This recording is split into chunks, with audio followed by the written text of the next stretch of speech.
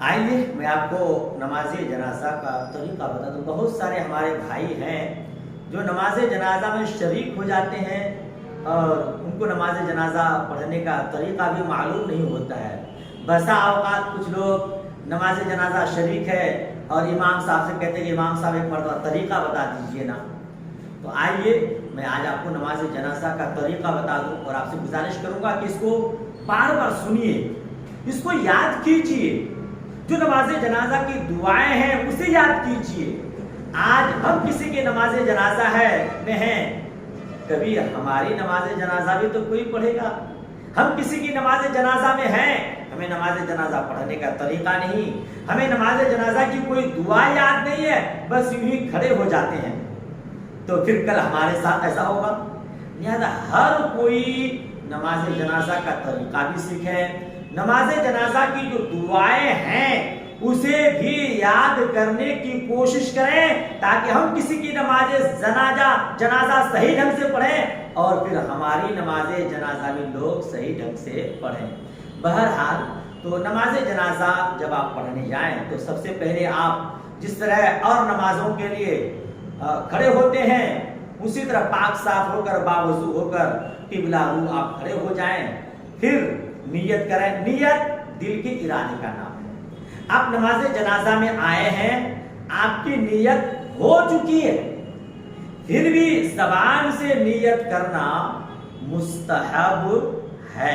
लिहाजा ज़बान से नियत कर लें और इतना ख्याल लें कि पहले से आप नियत करके खड़े रहें। जो ही इमाम साहब अल्लाह अकबर कहें आप भी अल्लाह अकबर कह दें, क्योंकि नमाज जनाजा बहुत तवील तो होती नहीं है।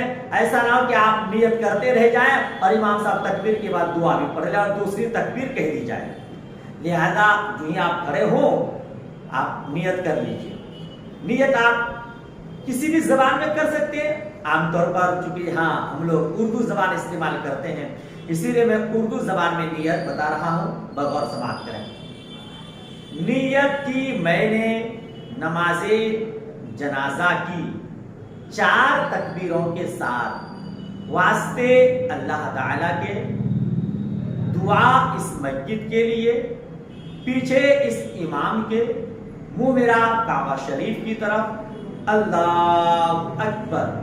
जैसे आप नमाज में नियत बांधते हैं, कानों तक हाथ ले जाएंगे और अल्लाह अकबर कहते हुए नाक के नीचे हाथ बांध लेंगे। फिर सना पढ़ेंगे, सुब्हानक अल्लाहुम्मा व बिहम्दिका व तबारक अस्मुका व तआला जद्दुका व जल्ला सनाउका व ला इलाहा गैरुक। फिर इमाम साहब अल्लाहु अकबर कहेंगे और आप भी अल्लाहु अकबर कहेंगे। याद रखिए, सिर्फ पहली मर्तबा आपको हाथ कानों तक ले जाना है, उठाना है, फिर बकिया 3 तकबीर में हाथ उठाना नहीं है। तो बगैर हाथ उठाए अल्लाहु अकबर कहिए। अब फिर दुरूद शरीफ पढ़िए। जो भी दुरूद शरीफ आपको याद है उसको पढ़ सकते हैं, लेकिन जो दुरूद शरीफ दुरूद इब्राहिमी नमाज में पढ़ी जाती है वो दुरूद शरीफ सबसे बेहतर है। तमाम दुरूद शरीफ में दुरूद इब्राहिमी सबसे ज्यादा अफजल है। इसीलिए तो अहमुल इबादत नमाज में वही दुरूद शरीफ पढ़ी जाती है।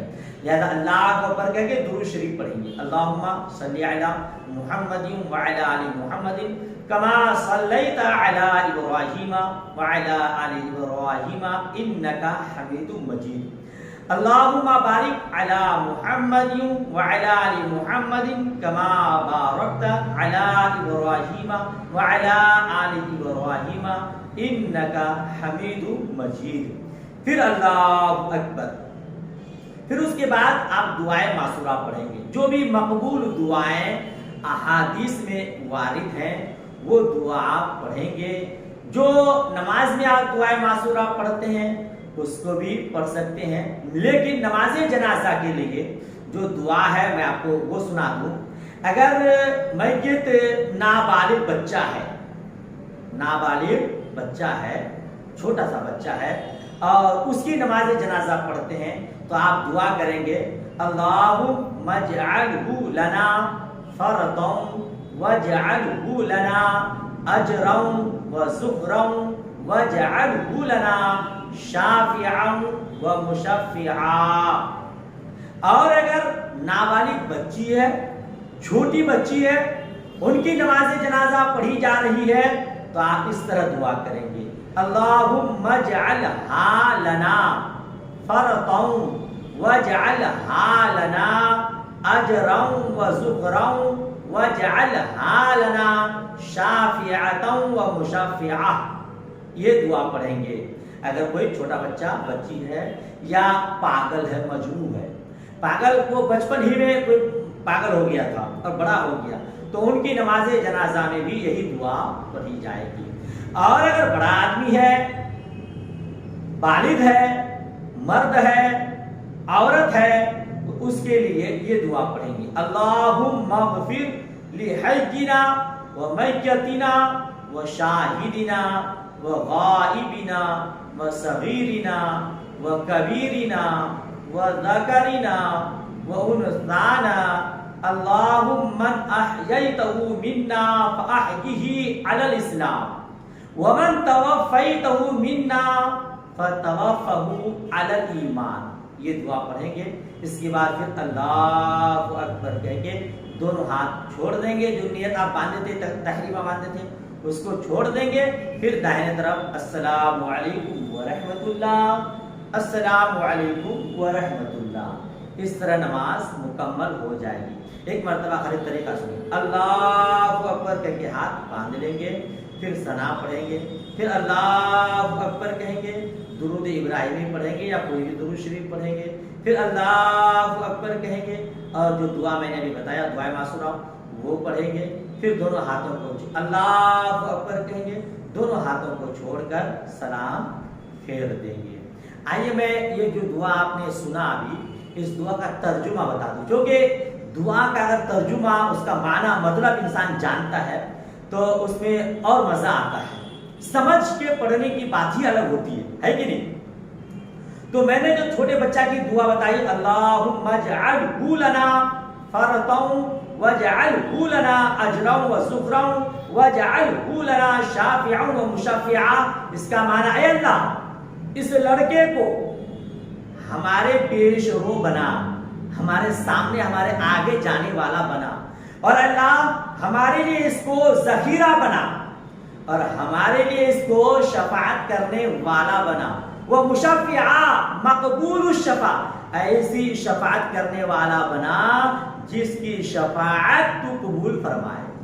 ٹھیک؟ اور بچی کی دعا میں اللہم اجعلہا لنا فرطا واجعلہا لنا اجرا وذخرا واجعلہا لنا شافعتا ومشفعا، اے اللہ تو اس لڑکی کو ہمارے لیے پیش رو بنا، اس کو ہمارے لیے ذخیرہ بنا، اور ہمارے لیے اس کو شفاعت کرنے والی بنا، ایسی شفاعت جس کی شفاعت قبول کی جائے۔ اور بڑے آدمی کی دعا میں اللہم اغفر لحینا ومیتنا، اے اللہ ہمارے زندے مردوں کو بخش دے، ہمارے غائب حاضر کو بخش دے، ہمارے چھوٹے بڑے مرد عورت کو بخش دے، اے اللہ ہم میں سے جسے تو زندہ رکھے اسے اسلام پر زندہ رکھنا، اور ہم میں سے جس کو تو موت دے تو اے اللہ اس کو ایمان پر موت عطا فرمانا۔ یہ دعائیں ہیں۔ اچھا ایک بات بتا دوں، نماز جنازہ میں تلاوت نہیں ہوتی ہے نا، تلاوت نہیں ہوتی، قرآن شریف کی آیت نہیں پڑھی جاتی، لیکن اگر کسی کو دعائے معصورہ جو دعا میں نے بتائی وہ یاد نہ ہو تو سورہ فاتحہ الحمد شریف دعا کے طور پر پڑھ سکتے ہیں، بلکہ دعا یاد نہ ہو تو الحمد شریف ہی اس جگہ پڑھ لیں، یا اور کوئی مقبول دعا اس وقت پڑھ سکتے ہیں، جیسے اللہم ربنا آتنا فی الدنیا حسنۃ وفی الآخرۃ حسنۃ وقنا عذاب النار، یہ دعا بھی پڑھ سکتے ہیں۔ بہار شریعت میں لکھا جاتا ہے کہ جو مقبول دعائیں ہیں امور دنیا اور آخرت سے متعلق ہے وہ بھی پڑھ سکتے ہیں، یہ دعا جو ربنا آتنا فی الدنیا حسنۃ وفی الآخرۃ حسنۃ وقنا عذاب النار بہت ہی مقبول دعا ہے اور یہ دنیا اور آخرت کے متعلق ہے، لہذا اس کو بھی آپ پڑھ سکتے ہیں۔